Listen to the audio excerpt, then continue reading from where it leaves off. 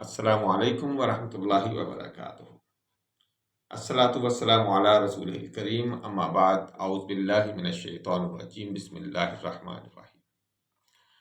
میں ہوں محمد فاروق بٹ اور آپ کی خدمت میں حاضر ہوں آج کا نیا ویلاگ لے کر۔ یہ ویلاگ ہمارے آج کی ڈیٹ میں دوسرا ویلاگ ہے اور کس بارے میں ہے؟ یہ ہے روس کے نئے ایٹمی میزائل کے بارے میں۔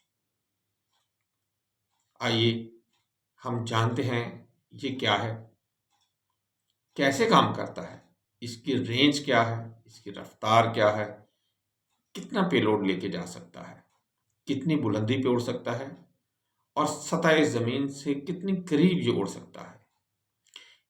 فی الحال اس کی کیا کنڈیشن ہے، کیا اس کے مقابلے میں دنیا میں کوئی سسٹم موجود ہے، امریکہ اور یورپ پر اس کا کیا اثر ہوگا، یوکرین جنگ پہ اس کا کیا اثر ہوگا۔ میرا مقصد یہ ہے کہ آپ تک یہ پیچیدہ معلومات بہت ہی صاف ستھرے اور سچے تجزیے کے ساتھ پہنچایا جائے، جس میں کوئی مبالغہ نہ ہو اور جو سارا کچھ حقائق کی بنیاد پر ہو۔ آئیے آج کا ہم ویلاگ سٹارٹ کرتے ہیں۔ سب سے پہلے ہم یہ دیکھتے ہیں یہ ہے کیا۔ روس کا دعویٰ ہے کہ وہ ایک ایسا میزائل تیار کر رہا ہے جسے نیوکلیئر پروپیلڈ کروز میزائل کہا جا سکتا ہے، یعنی یہ میزائل عام راکٹ موٹر کی بجائے ایٹمی ری ایکٹر پروپلشن سسٹم استعمال کرتا ہے، جس کی وجہ سے اس کی رینج تقریباً لامحدود ہو گئی ہے۔ اس میزائل کا نام روسی ہے کیا؟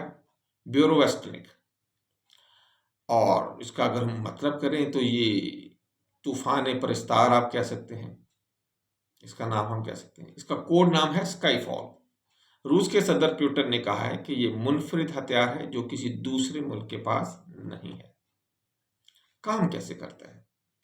یہ بنیادی طور پر ایک کروز میزائل کی طرح کام کرتا ہے، 50 سے 100 میٹر کی بلندی پہ اڑتا ہے۔ یہ اتنی بلندی ہے کہ یہ دشمن کے ریڈارز کو چکما دینے کے کام آتی ہے۔ اس میں نیوکلیئر پروپلشن سسٹم ہے، یعنی کہ مرکزی خیال یہ ہے کہ اس میں بہت چھوٹا ایٹمی ری ایکٹر موجود ہو سکتا ہے۔ اس کا مطلب پھر یہ بھی بنتا ہے کہ جب اس میں ایٹمی ایندھن موجود ہے تو اس کی رینج لامحدود ہو جاتی ہے۔ روس نے کہا ہے کہ اس نے 14,000 کلومیٹر تک کا فاصلہ طے کیا ہے اور تقریباً اسے 15 گھنٹے لگے ہیں۔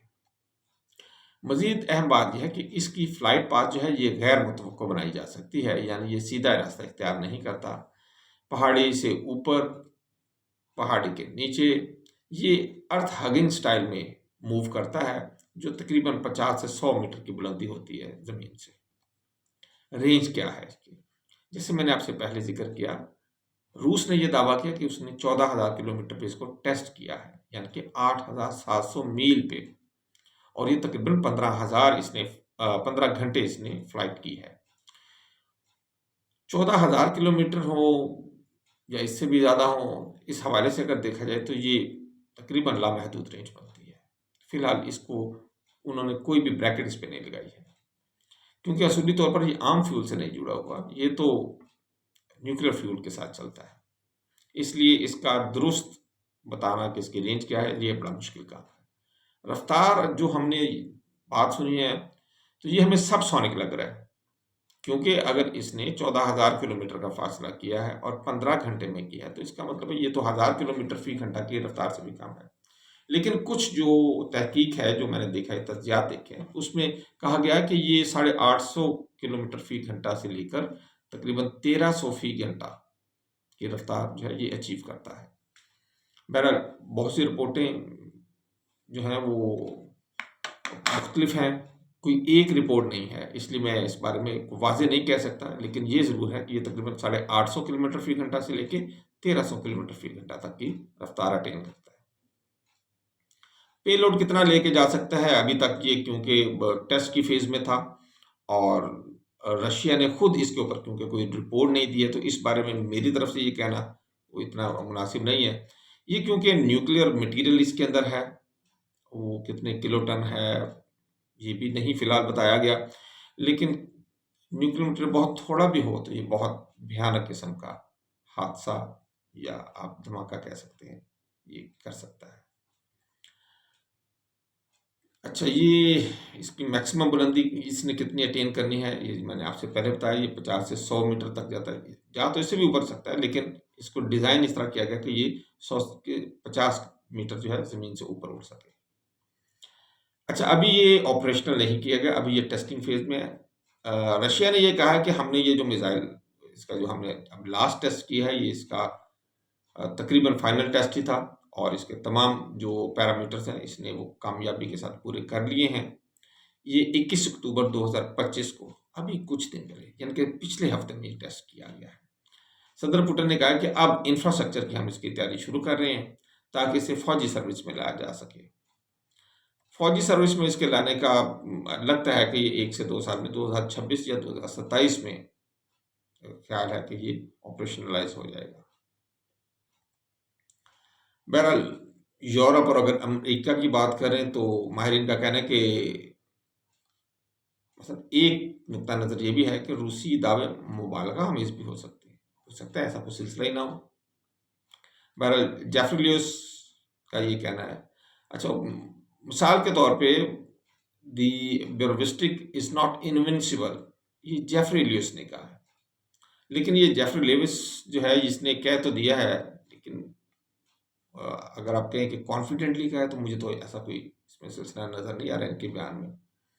یورپ اور امریکہ کے پاس فی الحال، جیسا کہ اگر روس نے دعویٰ کیا ہے، تو کوئی ثابت شدہ دفاعی نظام اس کے مقابلے میں نہیں ہے۔ لیکن سب سے بڑی بات کیا ہے، اگر آپ اس کو گرا بھی لیتے ہیں، چلیں جی آپ نے اس کا اینٹی میزائل سسٹم کے ساتھ اس کو گرا لیا، تو بھائی اس کے اندر تو پہلے ہی نیوکلیر مٹیریل ہے، اور اگر وہ نیوکلیر مٹیریل آپ اپنے علاقے کے اوپر اس کو گراتے ہیں، وہ بھی آپ کے لیے نقصان دہ ہو سکتا ہے۔ تو اس کو گرانا بھی سیاپا، اور اس کو نہ گرائیں یہ اس سے بڑا سیاپا۔ نہ جائے ماندن، نہ جائے رفتن، نہ پائے ماندن۔ بہرحال دیکھتے ہیں اس کا کیا سلسلہ کار نکلتا ہے۔ دفاعی پالیسی جو ہے وہ نیٹو کی اسٹینڈنگ فورسز ہو گئے ہیں، تو یا میزائل دفاعی نیٹ ورکس ہو گئے، یا ایمرجنسی منصوبہ بندی والے جتنے بھی سلسلہ کار ہیں، یہ تمام چیزوں کو متاثر کرے گا۔ خصوصاً امریکہ کے لیے تو یہ بہت بڑی تشویش کا باعث بن گیا ہے۔ ٹرمپ جو بہت اونچی ہواؤں میں اڑ رہا تھا پچھلے دنوں، تو اس کی جو اونچی ہواؤں سے واپسی جو ہوئی ہے، جو ٹام ہاک میزائل یہ دینے کے چکر میں یوکرین کو پڑے ہوئے تھے، اب سمجھ آ رہی ہے کہ یہ کیوں نہیں دیے گئے اور کیوں چٹا انکار کر دیا گیا ہے زیلنسکی کو کہ یوکرین کو ہم کوئی اس طرح کی ہیلپ نہیں کریں گے۔ بہرحال یہ ایک ایسا ہتھیار آ گیا ہے اب روس کے پاس جس نے اسے دوبارہ سپر پاور کی طاقت میں بڑی مضبوطی کے ساتھ کھڑا کر دیا ہے۔ یہ روس اور یوکرین جنگ پہ اس طرح اثر انداز ہوگا کہ ڈائریکٹ تو نہیں ہوگا، اس کی ریزن یہ ہے کہ یہ تو لمبے فاصلوں تک کے لیے بنایا گیا ہے، یہ تو اس کے بالکل پچھواڑے میں آپ کہہ دیں، اس کے بالکل ساتھ میں ہے، تو اس لیے یوکرین کو اس میزائل سے تو ایسا پرابلم نہیں ہے، لیکن اصل پرابلم یہ ہے کہ ڈائریکٹلی تو نہیں ہے، انڈائریکٹلی اس طرح ہے کہ یہ پورے یورپ کو یہ بتا دیا گیا ہے کہ اگر اب تم نے کوئی اس طرح کی حرکت کی تو دیکھ لو یہ میزائل ہے، اس کو گراؤ گے تو تب مرو گے، نہیں گراؤ گے تو پھر مرو گے۔ دیکھیں اب یورپ اس پہ کیا رسپونڈ کرتا ہے۔ اس وقت تو تشویش کی ایک بہت شدید لہر جو ہے وہ یورپ میں ان کے رگو پے میں چلی گئی ہے۔ بہرحال دیکھتے ہیں آگے کیا بنتا ہے جی۔ اس کے ٹیسٹ ریکارڈ اور اعتبار کی اگر ہم بات کریں تو اس کا میزائل کا ٹیسٹ ریکارڈ اس لیے صاف نہیں ہے کہ اس کے جو ریکارڈز ہیں وہ فی الحال منظر عام پر نہیں لائے گئے، اور یہ سارے روس کے حوالے سے ہیں، اور روس یہ کہتا ہے کہ یہ کامیاب ہے۔